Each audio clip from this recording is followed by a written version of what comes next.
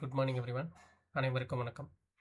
So இன்றைக்கி பார்த்தீங்கன்னா தேதி 9 ஆகஸ்ட் 2026 ஞாயிற்றுக்கிழமை. தினமணியில் இருக்கிற இம்பார்ட்டன்ட் நியூஸஸை பார்க்கலாம். ஸோ ஃபஸ்ட்டு என்ன கொடுத்துருக்காங்கன்னா, தொகுதி மறுசீரமைப்புக்கு எதிராக பேரவையில் தீர்மானம், முதல்வர் விஜய் தலைமையிலான எம்பிக்கள் கூட்டத்தில் முடிவு. ஸோ அதாவது இந்த தொகுதி சீரமைப்பு அப்படின்னு சொல்லக்கூடிய டீலிமிட்டேஷன், சரிங்களா, மசோதா. ஸோ இது வந்து என்ன பண்ணுறாங்கன்னா, மத்திய அரசு வந்து இந்த மகளிர் இடஒதுக்கீடு மசோதாவோட சேர்த்து இந்த டீலிமிட்டேஷன் மசோதாவும் தாக்கல் பண்ண பிளான் பண்ணுறாங்க இந்த கூட்டத்தொடரில். சரியா, இந்த மழை இது மழைக்கால கூட்டத்தொடரில். ஓகே. ஸோ இப்போது இதை வந்து டீலிமிட்டேஷன் எதை பேஸ் பண்ணி பண்ணுறாங்கன்னா, எல்லா தொகுதியிலையும் வந்து 50% வந்து நாங்கள் இன்க்ரீஸ் பண்ணுவோம் அப்படின்றத பேஸ் பண்ணி இந்த மகளிர் இடஒதுக்கீடு பேஸ் பண்ணி பண்ணுறாங்க. ஸோ அதனால் நம்மளுடைய சவுத் சைடில் இருக்கக்கூடிய தொகுதிகள் வந்து கம்மியாக இன்க்ரீஸ் ஆகும். அதுவும் நார்த் சைடில் இருக்கிற தொகுதிகள் பார்த்திங்கன்னா அதிகமாக இன்க்ரீஸ் ஆகும் இல்லையா? ஸோ இதனால் வந்து ஒரு கட்சி வந்து நார்த் சைடை ஃபோக்கஸ் பண்ணாவே வந்து அதிக இடங்கள் கைப்பற்றி ஆட்சிக்கு வர முடியும் அப்படின்ற ஒரு இஷ்யூ வந்து இருக்குது. சரியா? ஸோ அதனால தான் வந்து தமிழகம், கேரளா, கர்நாடகா எல்லோரும் வந்து எதிர்க்கிறதுக்கு ரீசன் அதுதான். சரிங்களா? ஸோ அதை இப்போ வந்து அந்த செஷன் இப்போ நடக்க போகிறதுனால நம்மளுடைய முதல்வர் புதிய அரசாங்கம் வந்து தமிழக எம்பிக்களாக இருக்கக்கூடிய எல்லாருக்கும் அழைப்பு விடுத்து ஒரு அனைத்து கட்சி கூட்டத்தை கூட்டி, ஒரு எம்பிக்கள் கூட்டத்தை கூட்டி, அதுக்கு எதிராக ஒரு தீர்மானம் வந்து பேரவையில் சட்டப்பேரவையில் வந்து நிறைவேற்றலாம் அப்படின்ற ஒரு முடிவு வந்து எடுத்திருக்காங்க. சரியா? ஓகே. ஸோ இதான் கான்டெக்ஸ்ட். சரி, அடுத்து வந்தோம்னா, இன்றைக்கி சண்டேன்றதுனால கம்மி நியூஸஸ் தான். சரிங்களா? ஸோ இன்றைக்கி எடிட்டோரியல் ஆர்டிக்கல் எதுவும் இல்லை. முழுக்க முழுக்க அந்த ஸ்டேட் நியூஸஸ் தான் இருந்துச்சு. லைக் சில இம்பார்ட்டண்ட்டான விஷயங்கள். ஓகே, விவசாயிகள் வந்து எதிர்க்கட்சி தலைவரை சந்திக்கிறது. ஏன்னா ரீசெண்டாக பட்ஜெட் முடிஞ்சது இல்லையா? ஸோ அவங்களோட கோரிக்கைகள், நிறைய அரசியல் கட்சி தலைவர்கள் வந்து பயிர்க்கடனை வந்து முழுமையாக தள்ளுபடி பண்ணணும், அந்த மாதிரி போராட்டங்கள் தான் போயிட்டு இருந்தது. ஓகே, அதே மாதிரி பார்த்தோம்னா,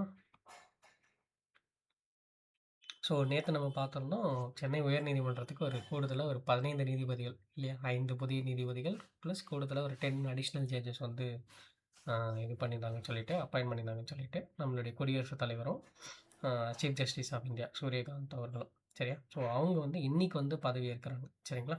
ஸோ இன்றைக்கி சண்டே பதவி ஏற்கிறதுக்காக ஸ்பெசிஃபிக்காக இன்றைக்கி பண்ணியிருக்காங்க. ஓகே. ஸோ நம்மளுடைய முதல்வரும் அவங்களுக்கு வாழ்த்து தெரிவிச்சிருக்காங்க. அதே மாதிரி இதுக்கு முன்னாடி இவ்வளோ பேர் பதவி ஏற்றிருக்காங்கன்னு பார்த்தீங்கன்னா 2016ஆம் தேதி, சாரி 2016 அக்டோபர் மாதம் வந்து இந்த மாதிரி ஒரு நிகழ்வு வந்து நடந்திருக்கு. ஒரு 15 நீதிபதிகள் வந்து முன்னாள் தலைமை நீதிபதி எஸ்கே கவுல் வந்து பதவி பிரமாணம் செஞ்சு வச்சுருக்காரு. சரியா? ஸோ அதே மாதிரி இன்றைக்கி வந்து நம்மளுடைய சென்னை ஹைகோர்ட் சீஃப் ஜஸ்டிஸ், அதாவது எஸ் தர்மாதிகாரி, அவர் வந்து பதவி பிரமாணம் செஞ்சுருப்பார். சரிங்களா? ஓகே. நேற்று பார்த்தோம் ஆர்டிக்கல் 217. சரிங்களா? ஓகே. அடுத்து வந்தோம்னா, ஸோ இந்த யூபிஐ நம்ம நேற்றே பார்த்துருந்தோம். யூபிஐ சேவை கட்டணம் வந்து நம்மளோட பப்ளிக்கு கிடையாது. ஓகே. அதுவும் வந்து மேஜர் டிரான்சாக்ஷன்ஸ்க்கு மட்டும்தான். ருபீஸ் 2000க்கு மேலே அந்த மாதிரி டிரான்சாக்ஷன் பண்ணால் தான், அதுவும் ஒரு செல்லருக்கு பண்ணால் தான் வந்து இது வரும். சரிங்களா?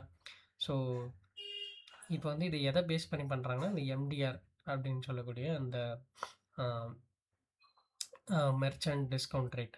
சரிங்களா?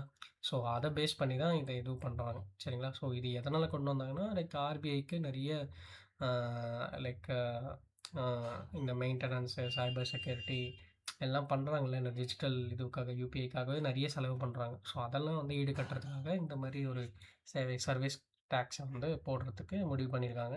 ஓகே. ஸோ ஓகே, அடுத்து வந்தோம்னா,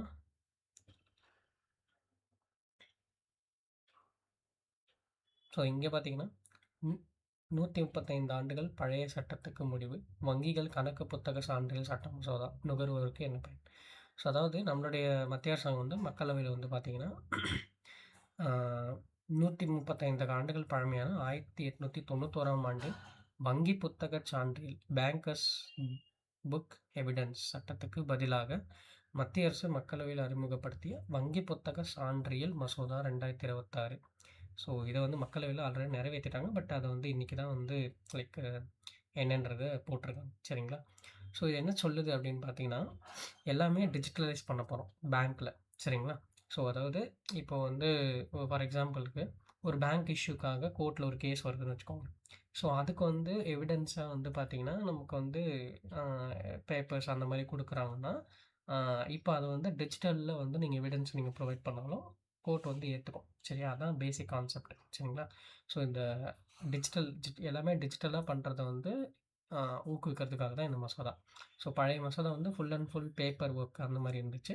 ஸோ இப்போ வந்து இது ஃபுல்லாவே வந்து அ ஃபுல் அண்ட் ஃபுல் டிஜிட்டலைஸ்ட் ஆயிடுச்சு. அதான் இங்க குடுத்துருக்காங்க. நாட்டின் எண்ம பரிவர்த்தனைகள் மலிவடைந்துள்ள இந்த காலத்தில், பழைய சட்ட அ கட்டமைப்பு தற்போதைய நவீன வங்கி முறைகளுக்கு போதியதாக இல்ல. ஸோ இந்த சட்டம் வந்து இப்போ நமக்கு பொருந்தாது. சரியா? ஸோ அதுக்காக தான் இந்த முறைகள் போதியதாக இல்லை என்பதை கருத்தில் கொண்டு இந்த மசோதா வந்து இயற்றப்பட்டிருக்கு. ஓகே.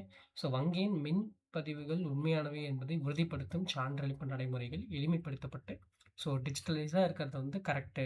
அதுதான் வந்து ப்ராப்பரு. அப்படின்றத நாடு முழுவதும் ஒரே சீராக கொண்டு வரதுக்கு தான் இந்த மசோதா. சரிங்களா? அதான் இந்த மசோதா வந்து வழிவகுக்குது. சரிங்களா? ஓகே. இதுதான் கான்டெக்ஸ்ட் மட்டும் எதான்றத தெரிஞ்சுக்கோங்க. சரிங்களா? ஓகே. ஸோ நெக்ஸ்ட்டு வந்தோம்னா, ஸோ வேற எதுவும் பெருசா செய்திகள் இல்ல. அ இந்தியா லெவல்ல பார்க்கும்போது நம்மளுடைய நேத்து வந்து அமித்ஷா அவர்கள் தமிழகம் வந்திருந்தாரு. ஸோ அதுவும் இப்ப இன்னைக்கு கூட்டங்கள் நடக்கலாம் மேபி. பார்ப்போம் எதனா நியூஸ் வருதான்னு சொல்லிட்டு நாளைக்கு. சரிங்களா? ஓகே. அவ்வளோதான் இன்னைக்கு இருந்த முக்கியமான செய்திகள். நம்ம நாளை செய்தித்தாள் சந்திக்கலாம். Thank you.